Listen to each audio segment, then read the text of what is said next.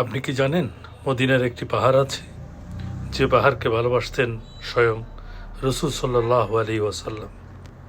আমি বলছি পবিত্র উহুদ পাহাড়ের কথা, যা অবস্থিত পবিত্র শহর মদিনাতে। নবী মুহাম্মদ মুস্তাফা সাল্লাল্লাহু আলাইহি ওয়াসাল্লাম বলেছেন, উহুদ এমন একটি পাহাড় যে আমাদের ভালোবাসে আর আমরা তাকে ভালোবাসি। সুবহান আল্লাহ, একটি পাহাড় কিন্তু তার সাথে রসুলের ভালোবাসার সম্পর্ক। এই উহুদ পাহাড়ের পাদদেশে সংগঠিত হয়েছিল ঐতিহাসিক উহুদের যুদ্ধ। সাহাবীরা জীবন বাজি রেখে লড়েছিলেন। প্রথমে বিজয়ের আলামত দেখা গেলেও কিছু ত্রুটির কারণে পরিস্থিতি বদলে যায়।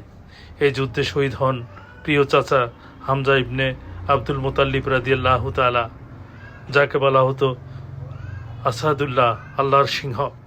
উহুদের মাটি রঞ্জিত হয়েছিল শহীদের রক্তে, কিন্তু সে রক্ত ইসলামের ভিত্তিকে আরো মজবুত করেছে। উহুদ আমাদেরকে শেখায়, আল্লাহর নির্দেশ অমান্য করলে ক্ষতি হয়। দুনিয়ার লাভ ক্ষণিকের, শাহাদাত হলো সর্বোচ্চ মর্যাদা। উহুদ শুধু একটি পাহাড় নয়, এটা ঈমান, ত্যাগ আর ভালোবাসার প্রতীক। ভাই, যে পাহাড় রসুলকে ভালোবাসে, আমরা কি রসুলকে ভালোবাসি? ভালোবাসার প্রমাণ সুন্নাহ মানা। আল্লাহ আমাদের সেই তৌফিক দান করুন। উহুদের শহীদদের প্রতি রহমত বর্ষণ করুন এবং আমাদেরকে ঈমানের সাথে মৃত্যু দান করুন, আমিন। উহুদ পাহাড় পবিত্র শহর মদিনার উত্তরে অবস্থিত। এটি প্রায় 7 কিলোমিটার দীর্ঘ একটি পাহাড় শ্রেণী। ইসলামের ইতিহাসে এই পাহাড় বিশেষ মর্যাদাপূর্ণ, কারণ এখানে সংগঠিত হয়েছিল ঐতিহাসিক উহুদের যুদ্ধ। বদর যুদ্ধের পরাজয়ের প্রতিশোধ নিতে মক্কার কুরাইশরা প্রায় 3000 সৈন্য নিয়ে মদিনা আক্রমণ করেন। মুসলমানদের সংখ্যা ছিল প্রায় 700। নবী মুহাম্মদ সাল্লাল্লাহু আলাইহি ওয়াসাল্লাম উহুদকে পেছনে রেখে কৌশলগত অবস্থান নেন। তিনি 50 জন তীরন্দাজকে একটি ছোট্ট পাহাড়ে বর্তমানে রমাত পাহাড় নামে পরিচিত দাঁড় করিয়ে নির্দেশ দেন, যে পরিস্থিতি হোক এই স্থান ত্যাগ করা করবে না। প্রথম দিকে মুসলমানরা বিজয়ের পথে ছিল, কিন্তু কিছু তীরন্দাজ যুদ্ধলব্ধ সম্পদের দিকে ঝুঁকে নির্দেশ অমান্য করে স্থান ত্যাগ করলেই শত্রুপক্ষ পেছন দিক থেকে আক্রমণ করে, ফলে পরিস্থিতি পাল্টে যায়। এই যুদ্ধে প্রায় 70 জন সাহাবী শহীদ হন। তাদের মধ্যে ছিল হামজা ইবনে আব্দুল মুতাল্লিব রাদিয়াল্লাহু তাআলা, নবীজির প্রিয় চাচা। তিনি আসাদুল্লাহ অর্থাৎ আল্লাহর সিংহ নামে পরিচিত ছিল। রাসূল সাল্লাল্লাহু আলাইহি ওয়াসাল্লাম এই যুদ্ধে আহত হন এবং তার দাঁত শহীদ হয় এবং মুখমণ্ডল রক্তাক্ত হয়। হাদিসে এসেছে, রাসূল সাল্লাল্লাহু আলাইহি ওয়াসাল্লাম বলেছে, উহুদ একটি পাহাড় যে আমাদের ভালোবাসে, আমরা তাকে ভালোবাসি। এই কথার মধ্যে উহুদের বিশেষ মর্যাদা প্রকাশ পেয়েছে। উহুদের যুদ্ধে আল্লাহ রসুলের নির্দেশ মানা অত্যন্ত গুরুত্বপূর্ণ। দুনিয়ার লোভ ক্ষণস্থায়ী, বিপদে ধৈর্য ও ঈমান অটুট রাখতে হয়। আজ উহুদ পাহাড়ের পাদদেশে শহীদদের কবর রয়েছে। প্রতি বছর লাখ লাখ মুসলমান এই স্থানটি জিয়ারত করতে যান। ইতিহাস স্মরণ করে যে এই ঈমানকে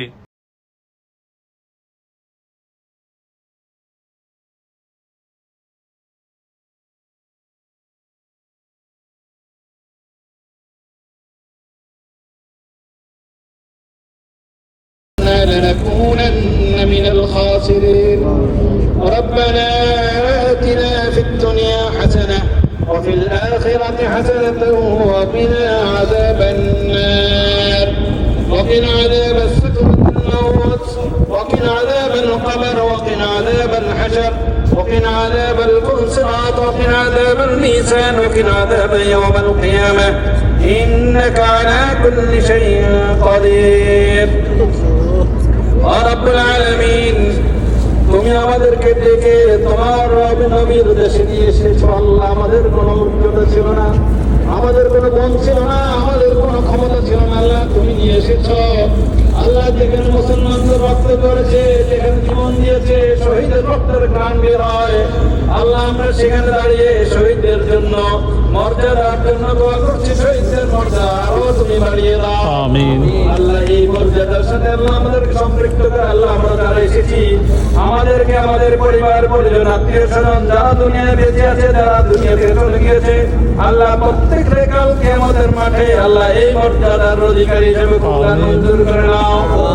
রব্বুল আলামিন আল্লাহ আমাদের মাঠে যখন এই ময়দান জান্নাতীদেরকে রাখবে, আল্লাহ হযরত আবু বকর রাদিয়াল্লাহু তাআলা আনহু, আল্লাহ হযরত হামজা রাদিয়াল্লাহু তাআলা আনহুর জন্য প্রত্যাশা কক্ষ থেকে যাবেন। আল্লাহ সেই কক্ষের দিকে যেন আমরা সবাই যেতে পারি। আল্লাহ আমাদেরকে কবুল মঞ্জুর করে নাও। আমিন। রব্বুল আলামিন এই ময়দানকে আল্লাহ ইসলামের জন্য কবুল করে নাও। আমিন। এই ময়দানের আওয়াজ থেকে আল্লাহ সারা পৃথিবীর মুসলমানদের প্রতি সীমাকে ইসলামের জন্য কবুল মঞ্জুর করে নাও। আমিন।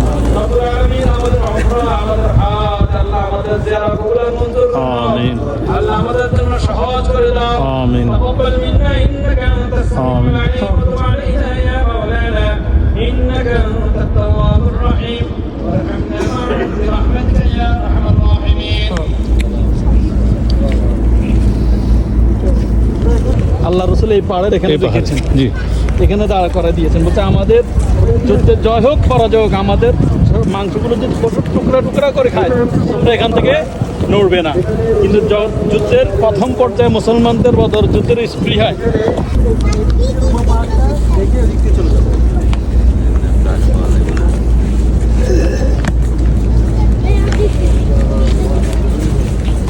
উঁচু দিয়ে এটা মাইকটা মতো ইমানের জজবা যখন হামলা করছে, কাফেরা যখন পিছু উঠছে, তখন মুসলমানরা মনে করছে কি হয়েছে, জয় হয়ে গেছে, জয় হয়ে গেছে। তখন লিপ করতে আব্দুল্লাহ ইবনে জুবাইর অনেক নিষেধ করছেন, তবুও তারা কথা মানে না। তারা এসে কি করবেন, এখান থেকে আসে চলে আসার পরে তারা কি করছেন, এখানে মুসলমানদেরকে হামলা করছে। এখানে সবচেয়ে বিজয় যে ঘটনাটা, এই যে উঁচু জায়গাটা দেখা যাচ্ছে, জি জি। হযরত হামজা রাদিয়াল্লাহু তাআলা আনহুর কলিজাকে বের করে হিন্দিরা, আবু জেহেলের স্ত্রী হিন্দিরা এখানে চাবাই চাবাই খাইছিলেন। এখানে একটা উনি সুরাকা পিছনে লুকাইছিল। এই সুরাকা কি করছেন, সুরাকা লুকাইছিল, সুরাকার সাথে মানে গোপন স্বর্ণ অলঙ্কারের চুক্তি হয়েছে যদি হামজাকে মারতে পারে। সুরাকা যুদ্ধ করে না, শুধু খুঁজতেছিল কখন হামজাকে পাওয়া যায়, কখন হামজাকে পাওয়া যায়। ওই হামজা রাদিয়াল্লাহু তাআলা মেরে ওখানে কি করছেন, তারপরে ওনার রক্ত মাংসকে কি করছেন, চাবাই খেয়েছে। চাবাই চাবাই খাইছেন। এখানে আরেকটা কবর আছে, হানজালা রাদিয়াল্লাহু তাআলা আনহু কবর। হ্যাঁ হযরত ওই যে বড় বড় লম্বা যে কবরটা। না ওই যে হানজালা রাদিয়াল্লাহু বিয়ের সময়, যুদ্ধের সময় আসেন নাই, ওনার বিয়ে হয়েছেন। জি। বিয়ে হওয়ার পর ওই দিনে ওনার বাসা রয়েছে, বলছে আমি যুদ্ধে যাব না, ওনাকে রাখিয়ে আসছেন ওখানে। রেখে আসার পরে উনি যখন চলে আসছেন, রাত্রে যখন খবর আসছে মোহাম্মদ মারা গেছে, শয়তানে কি করছেন, প্রকাশ করে দিয়েছেন। হানজালা রাদিয়াল্লাহু তাআলা আনহু স্ত্রীর কাছে দৌড়ে চলে আসছেন। আসি যুদ্ধ করতে করতে কি করছেন, শহীদ হইল। শহীদ হয়ে গেছেন। শহীদ হয়ে যাওয়ার পরে হানজালা রাদিয়াল্লাহু তাআলা আনহুর স্ত্রী আসে ওনাকে খুঁজতেছেন, পাওয়া যাচ্ছে না ওনাকে। এক পর্যায়ে বললো যে আমি আপনাকে বলতে পারছি না, আমার কালকে বাসর রয়েছে, আমার হাতে মেহেন্দির দাগ, কালকে আপনি যে বিয়েটা পড়াইছিলেন, আমার স্বামীর গোসল কি ছিল না, খরচ ছিল, আমার স্বামী গোসল করে নাই। এই মতো অবস্থায় হযরত সাহাবারা কি করছেন, তাল্লাশি করতেছেন। জিবরাইল আসি বলতেছেন হানজালাকে আকাশে নিয়ে গিয়ে ফেরেশতারা গোসল দিয়েছেন। আলহামদুলিল্লাহ। হানজালাকে আকাশে নিয়ে ফেরেশতারা গোসল দিয়ে হানজালার কবরটা ওখানে, এই কবরগুলো রহিত আছে। আল্লাহ আমাদেরকে এই উহুদের শিক্ষা থেকে বাস্তব জীবন করার তৌফিক দান করুন। আমিন।